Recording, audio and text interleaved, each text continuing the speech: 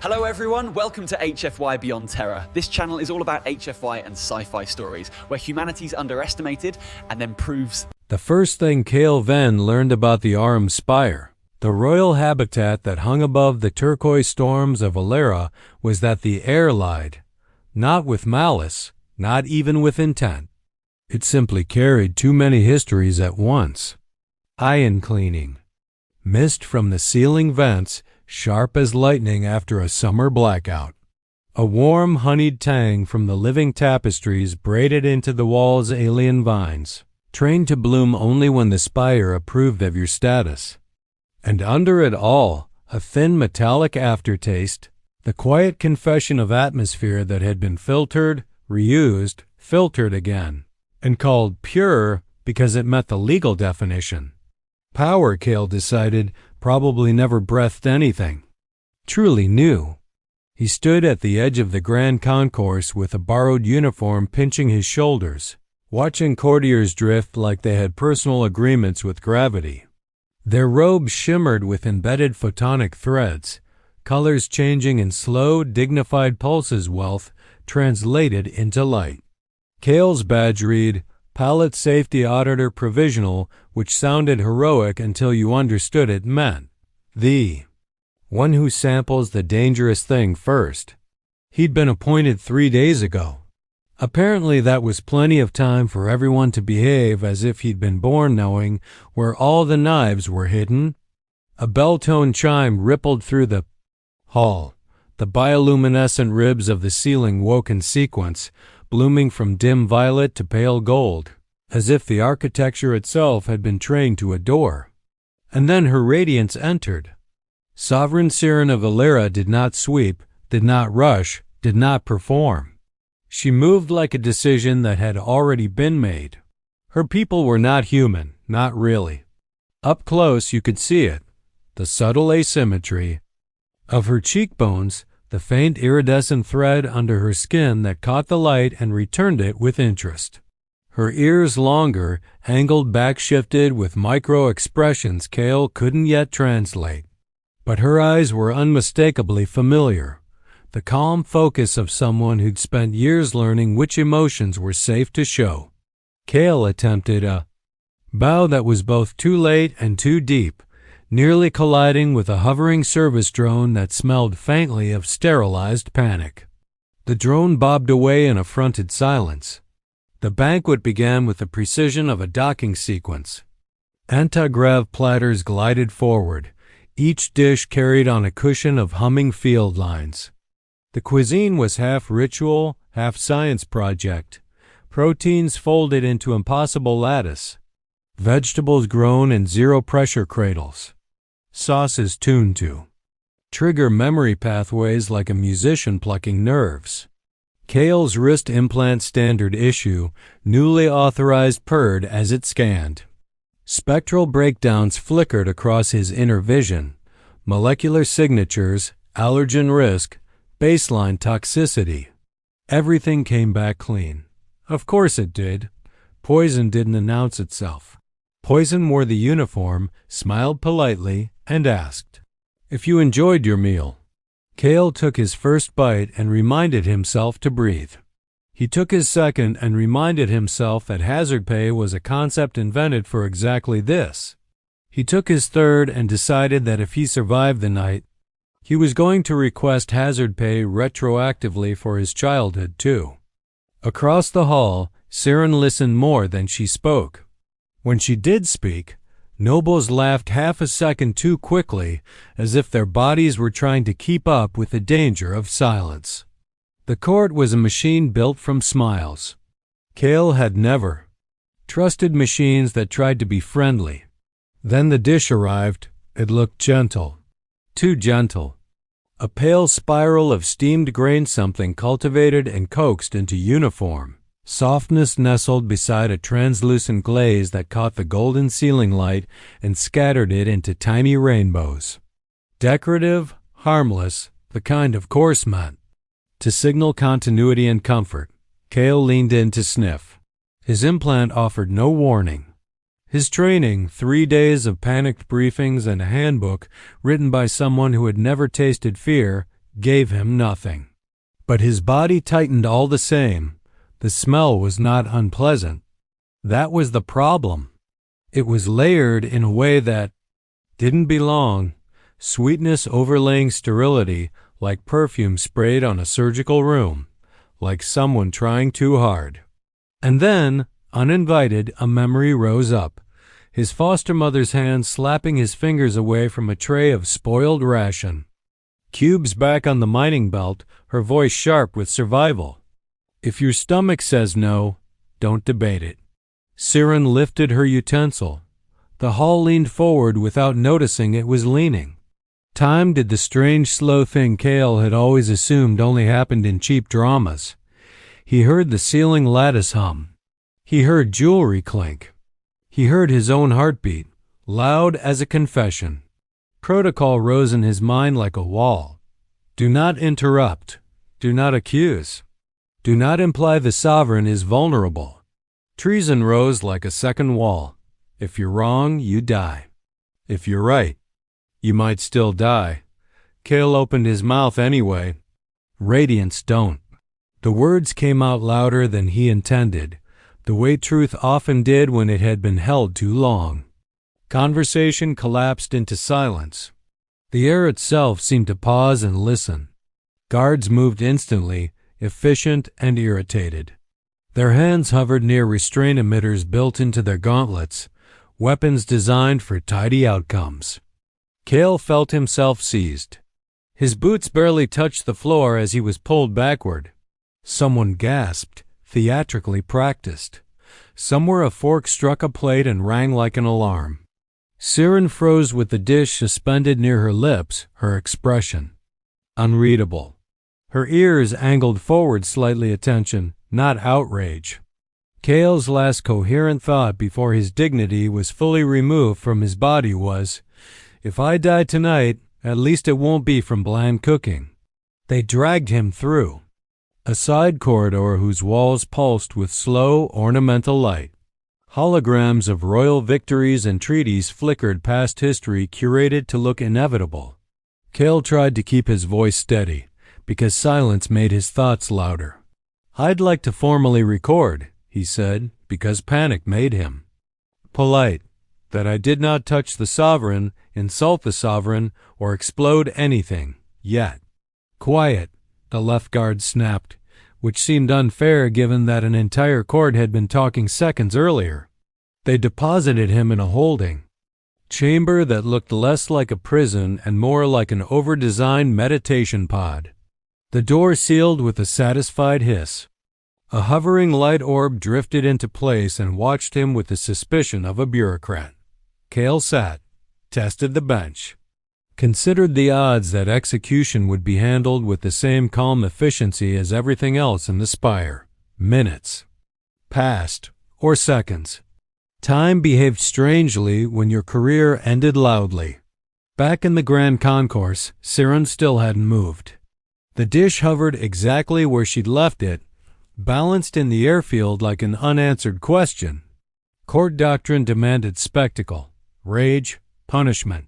Instead, Siren tilted her head slightly and spoke, her voice calm as a closed door.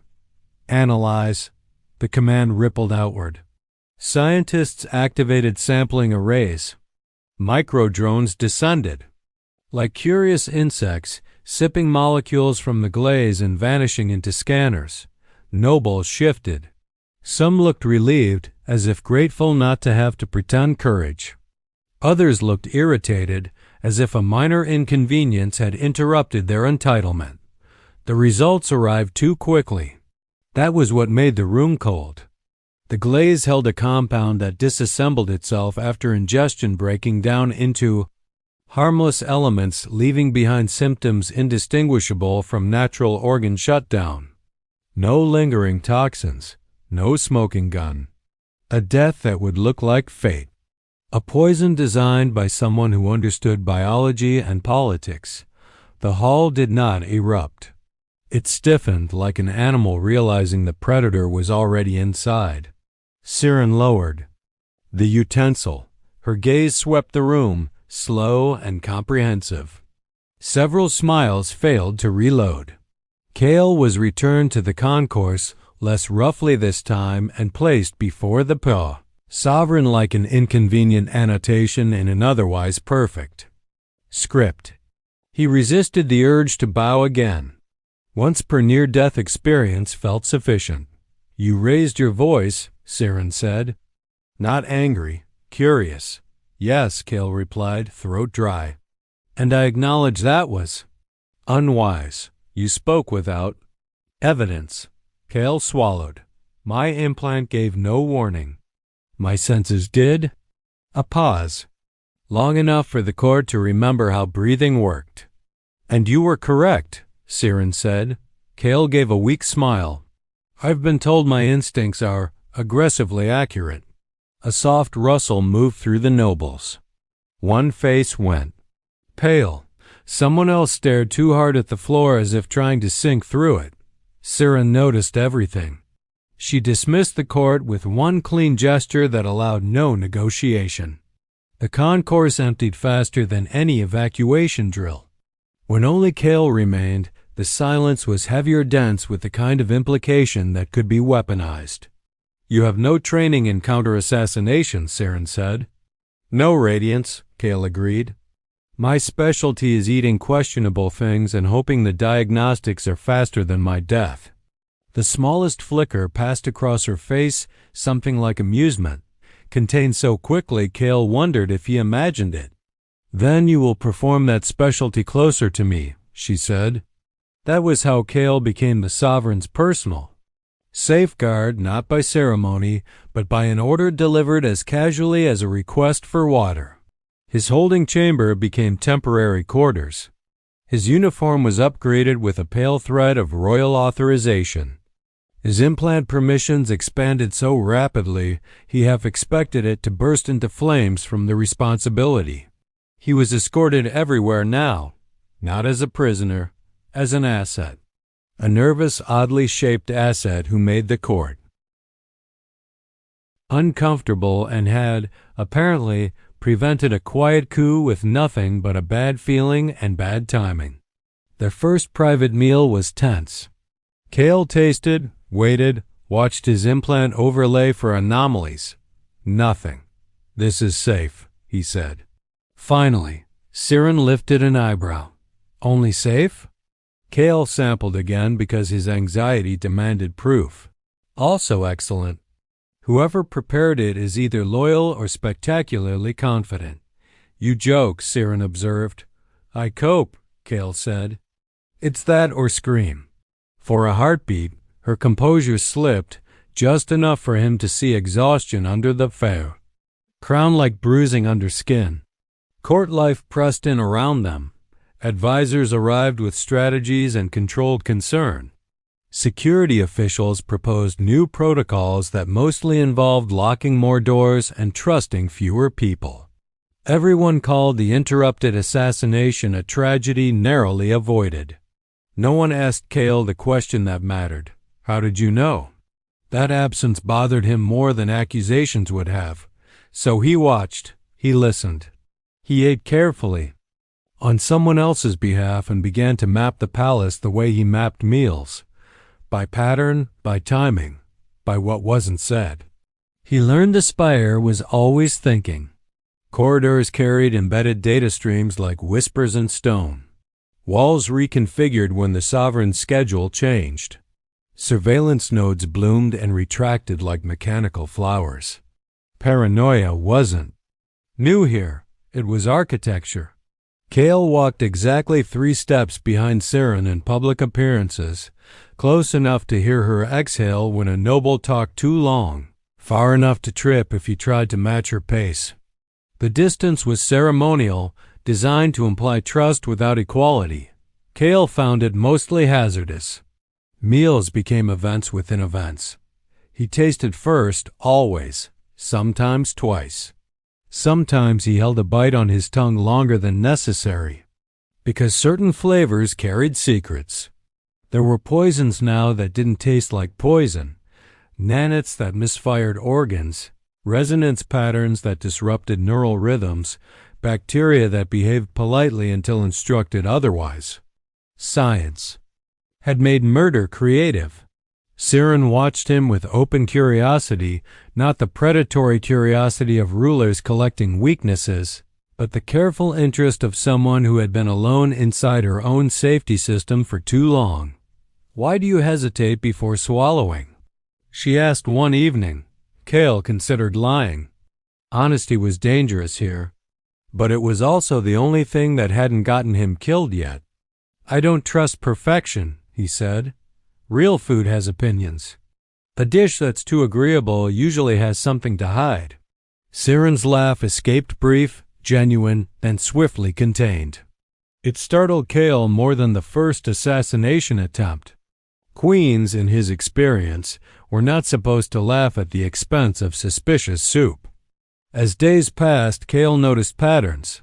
Certain counselors appeared only at certain meals.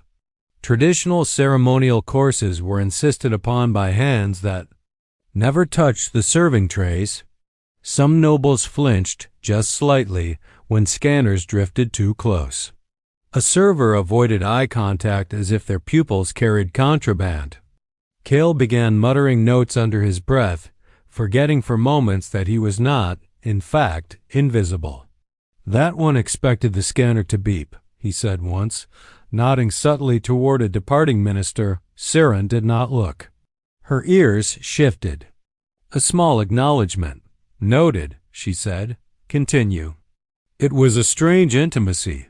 Two people seeing the same crack in the same wall. Humor became Cale's tool, a way to keep fear from clogging his throat. He started rating nobles internally.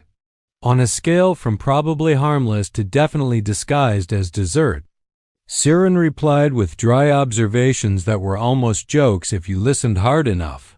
"You are difficult to intimidate," she said one morning. "I grew up on a station where the air recycler failed twice a year," Cale replied. "This is familiar." The court grew restless as the sovereign's routines changed. Whispers thickened. Guards gripped weapons tighter.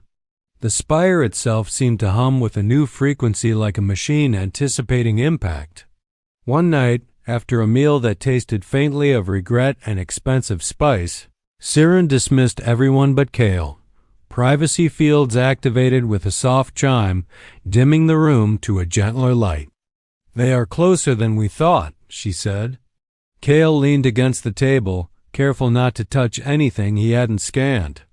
"They always are," he said. "Plots don't like distance." Siren's ears angled back, a sign he'd learned. Meant fatigue. "If it comes to choosing," she said quietly, "many will expect me to trust the council." "And you won't," Cale said. "No," she agreed. "I will trust you." The weight of that hit Cale like a gravity shift. He let out a short, incredulous laugh. "Radiance, that is a terrible idea. I interrupt banquets." "And yet," Siren said, calm as ever, "here you are." Humor didn't save them forever. The second attempt didn't arrive on a tray. Cale knew something was wrong when the air changed, not its smell, but its texture. The spire's climate system adjusted constantly to Siren's physiology, micro-correcting heat and density in subtle pulses. This shift was abrupt, like a held breath. Cale stopped walking. Siren took one more step before noticing his stillness. "What is it?" "I don't know yet," Cale said, and his voice was steadier than he felt, which is my least favorite answer. The corridor ahead shimmered faintly as filtration nanites activated, a glittering haze so thin it could be mistaken for light. Cale's implant flared warnings half a heartbeat too late. Neural interference. Low-grade spreading. Cale laughed once, sharp and humorless. "Well, at least this one isn't edible." The guards froze as their suits locked palace security, overriding manual control. Someone else was inside the system, pulling strings with polite precision. Siren did not panic. She stepped closer to Cale, close enough he could feel the warmth of her presence. The corridor lights dimmed slightly in response, as if the spire itself leaned in to listen to her. "Can you counter it?" she asked. Cale flexed his fingers.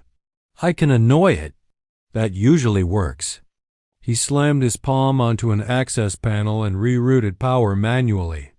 The spire protested. Systems fluttered warnings. The air thickened, then relaxed, the nanite cloud dispersing like embarrassed insects. Somewhere far above them, an alarm tried to decide if obedience was allowed. They stood in the aftermath, both breathing, both alive. "That was supposed to kill us," Kale said, more statement than question. "Yes," Siren replied. It was impolite. The palace began sealing itself section by section, not with urgency, but with meticulous precision. Advisors found doors refusing their credentials mid-sentence. Counselors discovered their access revoked as if the spire had quietly updated its opinion of them. The machine had made a choice. Or rather, Siren had. She spoke directly into the habitat's core systems using command phrases that hadn't been used in generations. Kale watched, equal parts awe and dread, as the architecture rearranged itself around her will. Science fiction always promised obedient machines. It rarely mentioned how lonely obedience felt when you were the only one allowed to speak. "You are trusting me an alarming amount," Kale said as they moved through a corridor that hadn't existed an hour earlier. Siren did not look back. "You are still alive," she replied. "This is my metric." That evening brought a quieter attempt, a resonance pulse embedded in the dining chamber's gravity field. Kale detected it only because his teeth vibrated in a way that made him want to sue physics. "I hate it when reality gets personal," he muttered. They ate anyway, slowly, deliberately. Kale tasted, waited, scanned, nothing. The pulse failed. Neutralized by a long-forgotten countermeasure Siren had installed years ago, just in case patience ever ran out. The conspirators were running out of options. "Tomorrow," Siren said softly. "It ends." Kale swallowed hard. He considered making a joke. He considered pretending fear was a thing that happened to other people. Instead, he said, "Whatever happens, you did the right thing." Siren looked at him, then really looked at him. Her ears angled back not with fatigue, but with something fragile. "You do not belong in this court," she said. Kale's smile was tired but real. "I know. But it keeps trying to kill me, so now it's personal." The final banquet was announced as a celebration of continuity, which Kale privately thought was an odd way to describe an evening designed to end several careers. The grand concourse looked the same, arches glowing, air humming, nobles arriving in carefully measured waves. But beneath the surface, the spire was no longer pretending. Neutrality. It watched. It waited. Kale stood beside Siren, not behind. Close enough, their shoulders nearly aligned, as if protocol had finally admitted it couldn't protect anyone. "You're calm," Kale murmured. "I am finished being patient," Siren replied. Dishes arrived, familiar in shape and comforting. In presentation, Kale tasted each one, slower than usual. His implant reported nothing alarming. That, somehow, was the most alarming result of all. He met Siren's eyes and gave the smallest nod. No obvious threats. Siren lifted her utensil. The hall leaned forward again. She didn't eat.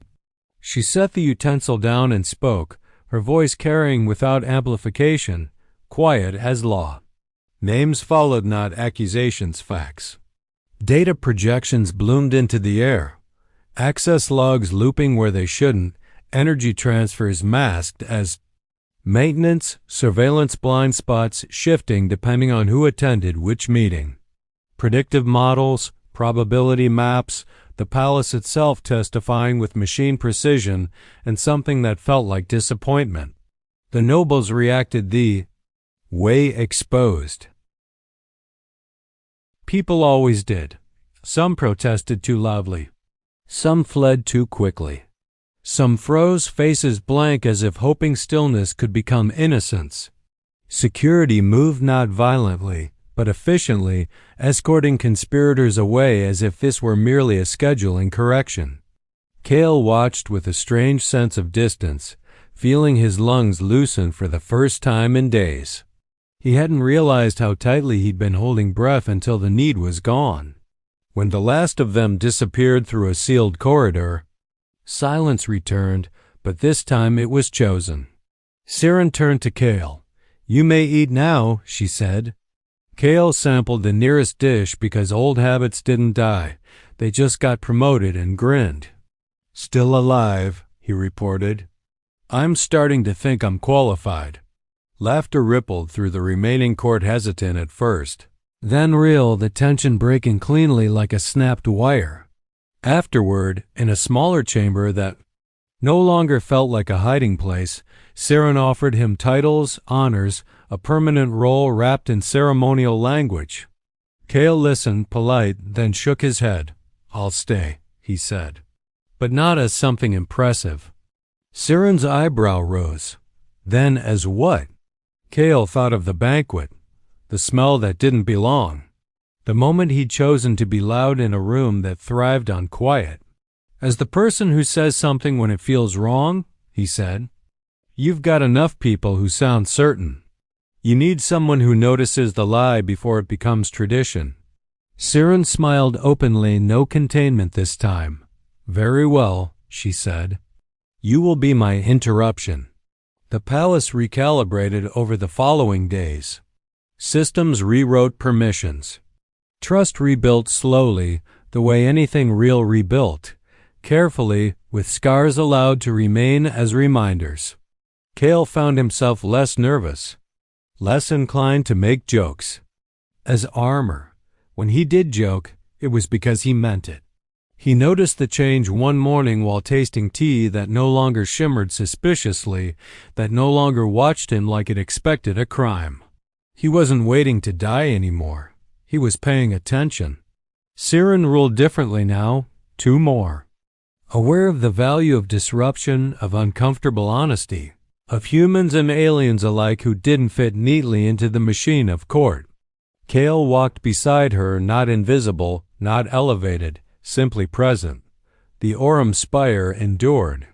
And for the first time since Cale had arrived, breathing borrowed air in a place where power never felt fresh, he believed quietly, stubbornly, that he would.